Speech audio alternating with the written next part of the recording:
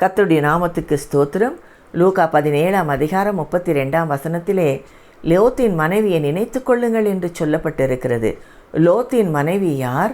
அவள் ஒரு நீதிமானின் மனைவி. இவள் தேவதூதரை கண்டவள், தேவனிடமிருந்து எச்சரிப்பின் சத்தம் கேட்டவள். மேலும் அழிவிலிருந்து தப்பிக்க அவளுக்கு ஒரு வாய்ப்பு கொடுக்கப்பட்டது. உன் ஜீவன் தப்ப ஓடிப்போ, பின்னிட்டு பாராதே, இந்த சமபூமியிலே எங்கும் நில்லாதே, நீ அழியாதபடிக்கு மலைக்கு ஓடிப்போ என்று சொல்லப்பட்டது. இந்த வார்த்தையை அவள் அற்பமாய் எண்ணினாள். ஆகையால் அவள் பின்னிட்டு பார்த்து உப்பு தூண் ஆனாள் என்று பார்க்கிறோம். கர்த்தருடைய நியாய தீர்ப்பு அவள் மேல் வந்தது. பிரியமானவர்களே, இதே எச்சரிப்பு நமக்கும் கொடுக்கப்படுகிறது.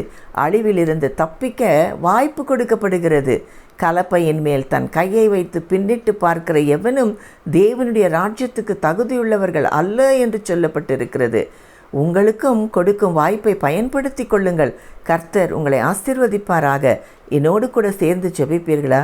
எங்களை நேசிக்கிற நல்ல தகப்பனே, தேவனுடைய ராஜ்யத்துக்கு தகுதியுள்ளவர்களாய் மாற எங்களுக்கு வாய்ப்பு கொடுக்கிறதற்காக நன்றி அப்பா. இயேசுவின் மூலம் ஜெபம் கேளும் நல்ல பிதாவே, ஆமேன்.